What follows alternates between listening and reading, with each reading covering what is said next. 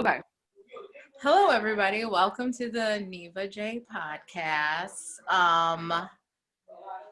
This is a segment of the Neva J podcast called Therapy. This therapy is a virtual bar that Merrick and I have decided that we're opening right now. And eventually we would like to open it in a real person, as a real place to go to when we finally leave our significant others and marry rich. We will be doing that, but until then we will be mixing our drinks here virtually. So Merrick, go ahead, introduce Yeah, yourself. so I'm Merrick. I joined Neva for one of her other podcast episodes in the middle of summer, I believe. And I'm happy to be joining her here again today on New Year's Eve, bringing in the new year with a dear friend of mine. Neva and I met at a counseling center where we were both employed, and it didn't take long for us to connect and share laughs and stories and fun at work to just kind of get by and get through very stressful, draining days. It's funny because how we met was so I was working there and Merrick was the new hire, and so I made it a thing, like when we got new people, to like check in and see how they're doing, because like just a year before she got hired I was new, and I know how like overwhelming it was for me and everything. And it was like it was the first time I went from like more case management type of work to doing something more clinical and like more clinically heavy. And so I thought I would check in, and I checked in with her and I was like, how's it going? And before, like, she used to have a thing where she'd be like, it's great, everything's great, like just lying. And the one Hi. I caught her at a good time, and I was like, she's like, oh my gosh, what did you say? Like you were what was it? Like, do you cry? Is it normal to cry like on your way to work every day? And I was like, yeah. My first year here, I cried every day on my way to work, and I had to give myself a pep talk to get out of my car. Yeah. And it was funny because actually there was one day where I was like kind of running late to work, and I had text Merrick and I was like, how's it going there, blah, blah. And then I get to the parking lot of my job and I could not find a parking spot, because like if you don't come at the crack ass of dawn, you cannot park like close to the building. You have to park like way out in the middle of nowhere. 10-mile walk up a hill. Right. That's crazy. Right. And it was You're out of breath. winter. You're exhausted before you even start your workday. Right.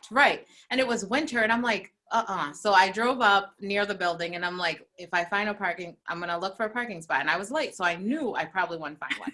So I start wrapping around trying to find one, found nothing. And I text Merrick and I go, you know what? It looks like they have enough people here, so I'm going to go home. And I drove home.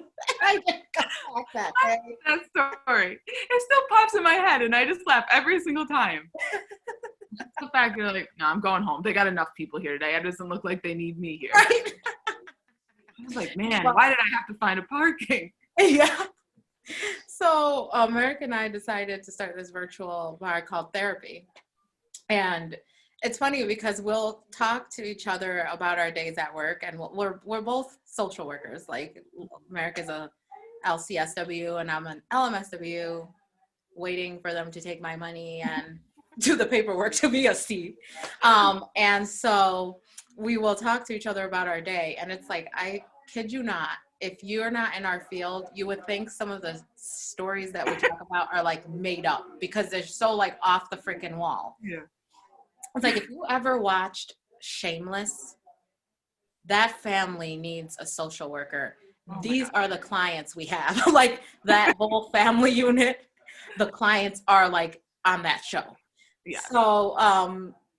So then we would talk about it, and then I would be like, so what are you drinking when you get home? And Merrick's like, are you already drinking? What are you having?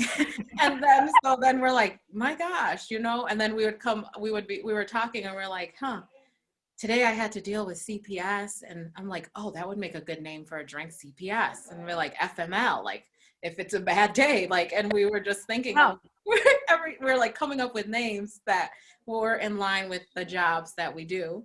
And so we decided, hey, we should open a bar. Yeah. And we should call it Therapy. Yes, and just a little bit about the name and why we decided on therapy. I can't remember if it was like in Albany or Boston, but where there was this like bar restaurant called Library, and it was like mostly for college age kids, but they could easily like call their parents and be like, I can't talk, I'm at the library, mom and dad, and like, shh, I can't talk right now. And it's like their parents would be like, oh, little Johnny's studying at the library again. And so I was thinking, like, why don't we name this bar like therapy? And then, like, if you're like after work, you're going to therapy, like you call your significant other, like, oh, I'm gonna be home late. I'm going to therapy tonight. And it's like, oh, wow, they're working on themselves. They're bettering themselves. Like, how can you not be supportive of that? Right. And that was the original, that's what, like, that was where the name came from. And then also I was thinking, I'm like, geez, let's talk about stigma. There is so much stigma with therapy and people going to counseling. It's like people don't want to talk about it or they don't want to go because it's like people will think they're crazy because only crazy people go to counseling. I mean, trust me, if people weren't going to counseling, we wouldn't have jobs. So more people than we think, and people are not crazy, go to counseling. Right. So we want to normalize therapy, right? Remove the stigma. Right, from the stigma. So it's like, if people start saying it more, like not a lot of people have issues saying, well, I'm going to this bar tonight. I'm going to be at like the Scoreboard, or I'm going to be at like whatever the name of the bar is. Right. Like no one thinks twice when they say that. Oh, do you want to meet up at this bar, blah, blah. So if people start saying therapy more, then maybe it'll take some of the stigma out of it, and it could be more normal in our vocabulary. Like, I'm going to therapy, and it could either be the bar or you could really be going to therapy, and it's up to you to disclose which one it is. Exactly. Yeah. So basically what this like segment is going to be, like, each week we're going to introduce a different drink named after aspects of our job. And we're going to make the drinks. We're going to like list the ingredients so that you at home can make it too. And then we're going to make it. And then we're going to drink it. And we're going to tell you stories behind the name of that drink. Right? Right. It's going to be really exciting. You're going to learn to make some very interesting and tasty drinks, because one thing about Neva is she can make some really good drinks, and it doesn't matter what the ingredients are, they always taste good. You can always not even taste the alcohol, and next thing you know, you're like, whoa, what was in Neva? So trust me, these are going to be drinks that you're going to want to make along with us. Right. And I do make tasty drinks. Something my father passed down. He's still by the way. But he is quite a bartender, and I learned that skill from him. But like Merrick said, you don't taste the alcohol in my drinks, but they do sneak up on you, because I'll have like 5 different types of liquor in there. Whatever I have in the fridge is what I'm putting in there. And so that's kind of like therapy, huh? It's like you go and you're talking to someone, and it feels like a normal conversation with a friend. Because that is really what therapy is like. You're just there talking to someone who has no bias, because they don't know you from a hole in the wall. So you can feel free to be completely honest with them. And little by little, you start to see changes. And you're just like, when did this happen? Yeah. It sneaks up on you. Just like Neva's drinks. Yeah. Yeah, for sure. So, but tonight we just wanted to introduce our virtual bar, and we're just all having I'm just having a glass of Pinot Grigio, channeling my inner elderly woman. and what are you having, Merrick? And I have some vodka and winter wassail punch. It's delicious. I channeled my inner Neva when just mixing this up with what we had in the house. And it's sneaking up on me. Sneaking up on you, good, just like my drinks. Yeah. Gorilla and we are in our homes dressed very nicely. And the reason we are, because it's New Year's Eve, and why the hell not? It's COVID, we can't go anywhere. And usually on like every New Year's Eve, my sister and I and a couple friends will go to a party that they're hosting. But since there isn't any parties being hosted because of COVID, I felt, Well, actually, let's be honest. I was just gonna wear sweatpants and a sweater to do this, but then Merrick texted me and she said she has a sequin shirt that she wants to wear, and I'm like, oh, well, geez, Louise, then. And Eva's got a beautiful red dress on with poppin' red lipstick. Yeah, I had to look Threw good. something together, and she looks beautiful. Thank Always. you, and so do you with your sequins. Your sequin shirts. I love sequins for New Year's Eve because it makes Yes. me want to like, dance a little disco and be like, I do, doesn't it? And it's like so appropriate for that. Yeah. Yeah. Yeah, I've never worn it. I've had it for years, but like I've always worn something else for New Year's Eve. But I was like, you know what? This is the year. I'm wearing that sequin. I'm wearing that in my home.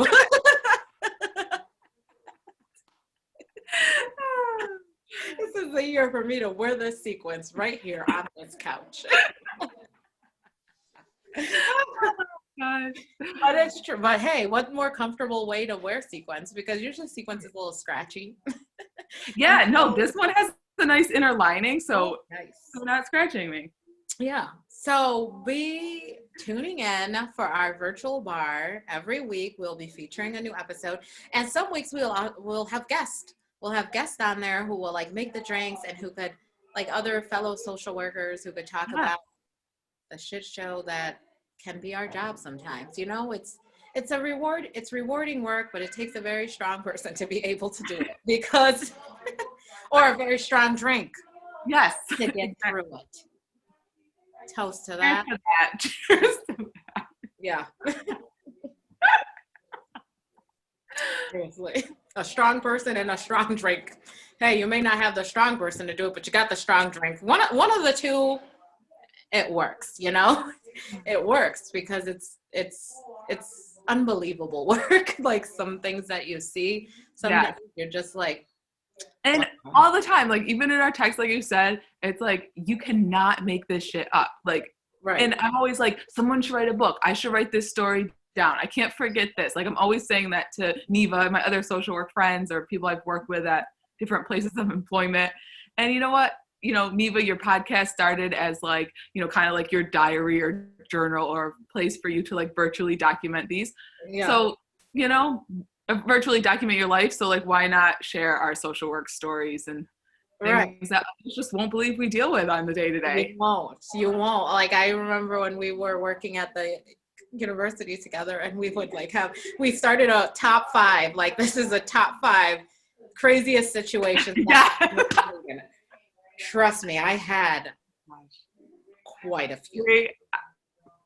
Yes, they're popping through my mind right now. Right, I had quite a few situations, and it's like and the funniest thing is like for some reason I always get these clients who are like, I don't know if I give off like maternal vibes or whatever it is, vibes that I'm giving off, but like these clients who are like so open to talk to me about like their like sexual things and their like fantasies or whatever. And I always get that type of client who'll come in and tell me about these things. And I'm just like, what is it about me that makes them want to just like say these things to me? And it's so funny, Neva, because like you shared on on another podcast episode, like let's talk about sex, like how you're not like a sexual person, and for some reason you're like having others like share like these things that they won't share with anyone else about their sex life. Yeah, and because you're right on the Let's Talk About Sex episodes, I do like a spectrum from like none to like literally a nun to like a very like freaky sexual person, and it doesn't matter where you fall on the spectrum. Obviously, if you're comfortable and your partner's comfortable, do you and explore. But I'm saying like on that scale, I'm near the end of like the nun end, like not very not very experienced, not very adventurous in that way. And it's like obviously it's my own like thing that I'm working out, my own like mental health through therapy, the bar and the that I'm trying to work out to get more comfortable with that. But like it's true though, people are so comfortable talking to me about their experiences and their fantasies and their stuff, and it's like, and I'm grateful for that like they're not looking at me and they're like, she looks a little too prudish and that she's gonna be judgy and I can't say that. Right. So I'm grateful that they feel comfortable enough to do it. But it's like it's rather like it's interesting. And at the same time, like I'll leave some sessions and I'm like, what the fuck was that? But it says a lot about you as like a therapist. Like we are supposed to kind of be like that blank slate, that unbiased. And like, even though you're like inside, like, oh my God, are they telling me this? Or like, I can't believe this. Or I can't wait to run into Merrick's office and tell her what my client just told me. It's like, no, you're sitting there with that face that's like, you know, open to hearing whatever they have to say in a non-judgmental way. Right. It's true. So, oh, my Lanta. Oh, as you can hear, I've been joined by a little one. This is what happens when you're trying to start your virtual bar at home. You're a mother of twins. Is that they come and they, oh, there he is. Hi. Hi. Did you have a nice nap? Yeah. Happy New Year. Say Happy New Year. Happy New Year. Well, I hope you guys tune in every week to figure out what's the newest drink that we're making and to hear some stories about our job. But thank you for listening to Merrick and I. And I couldn't think of a better person to do this with because, like, I couldn't. I'm like, I couldn't. It's crazy because Merrick and I, like I said, we met working at the university, and as soon as like we met, it was like instant. Like I'm like, yeah, She gets me. she's a good egg, and I'm like, she gets me. She doesn't judge my craziness, and it works. And so I hope you guys tune in. Don't forget to subscribe, view, and comment, because if you are interested in a particular drink that you would like us to make, you can comment. Or if there is something that you would like us to talk about, like if you have a question about, oh, have you ever saw this at your job, like, or experienced a situation like this, go ahead and put it in the comments, and we could look at it and talk about it. You know, it's like all about like what the viewers would like, and we'll try to honor and respect that. Any final words, Merrick? No, I'm happy and excited to be doing this with you, Neva, as well. And cheers to 2021. Yes.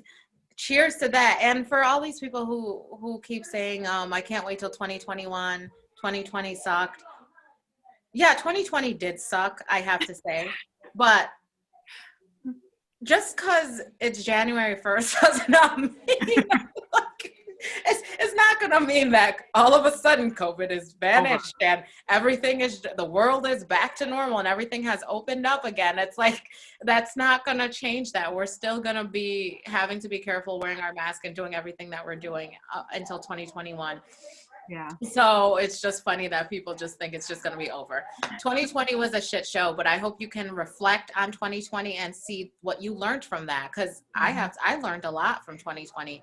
Absolutely. And like so it's like, it's nice to be able to look back and reflect on that, but also to be able to move forward and make progress in our lives. Yes. All right. Thanks, Neva. Thanks for having me. And I'm excited for our next episode. Yeah, thank segment, you. Whatever it is. Now I could go back and put my sweatpants on. Me too.